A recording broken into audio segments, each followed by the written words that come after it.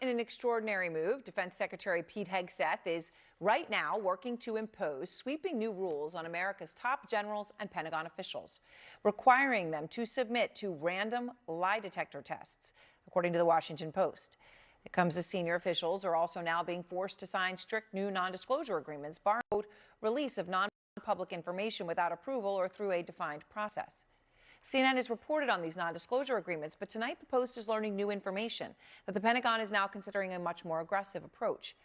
National security lawyer Mark Zaid, who represents several Trump administration whistleblowers, including one at the Pentagon, sounding the alarm, telling the Post, quote, "This seems to be far more directed at ensuring loyalty to the DOD, the former Department of Defense, and the Trump administration leadership rather than countering any foreign espionage."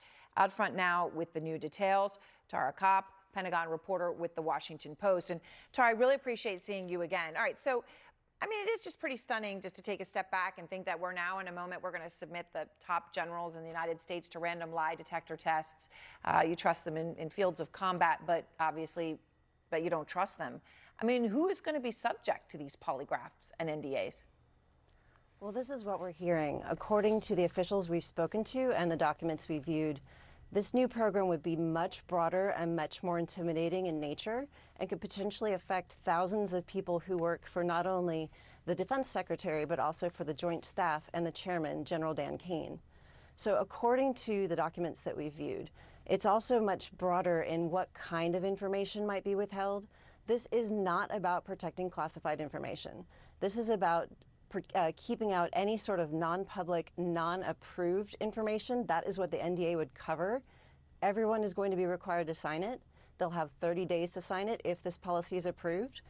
And again, the memos that we have looked at don't describe classified information. It's non-approved information. This is about prohibiting those employees from doing anything except touting an official message. Right. Whatever the official message is from this Pentagon, that's all you're allowed to say. That is stunning and that is unprecedented.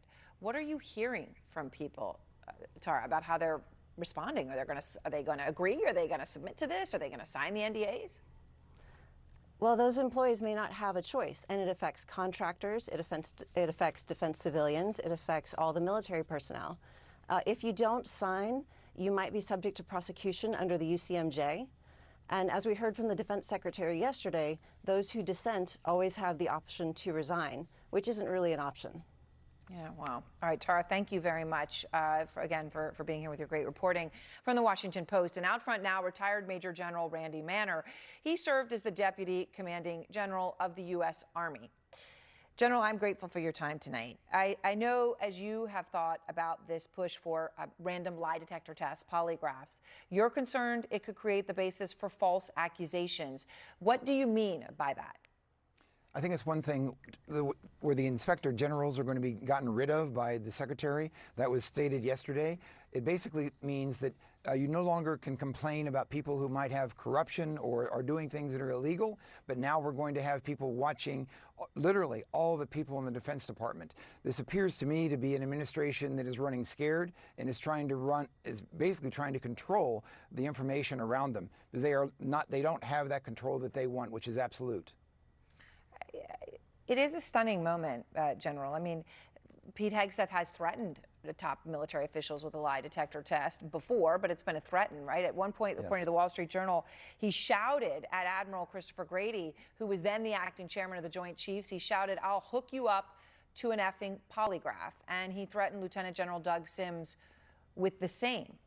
So, you know, when you hear reporting like that, right, to be speaking like that, "I'll hook you up to an effing polygraph," what does the tone, what does the manner, what is the word choice, what does this mean about the level of anxiety he has? He has tremendous anxiety. This is something where if we don't trust our generals and our admirals and our senior enlisted leaders, literally with the lives of our sons, our daughters, our husbands, our wives, our aunts and uncles, which we do, of course, then why are we doing all of this stuff about polygraphs? This is all about a political move.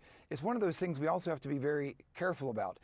You need to trust our American military in the same way that the American people have to know that our military is behind the American people. We are there. We will always be there for you.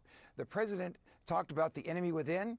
The enemy within is not in the military. The enemy within is not the American people. And I'll let it to the viewers to decide where the enemy within is. But it's not us, and it's not the American people. Again, the American people have to have full confidence that the military is fully behind them, and we've got your back.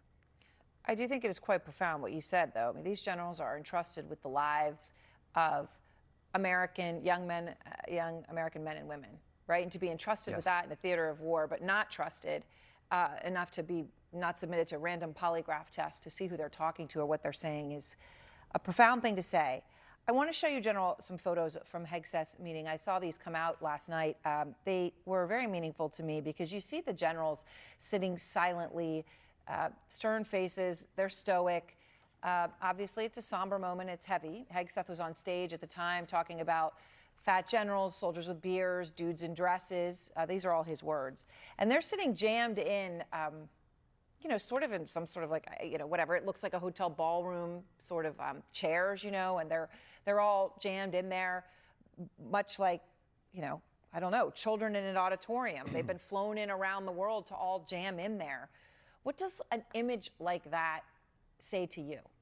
It's important that the American people understand that that group of senior officers and senior enlisted leaders are very well educated.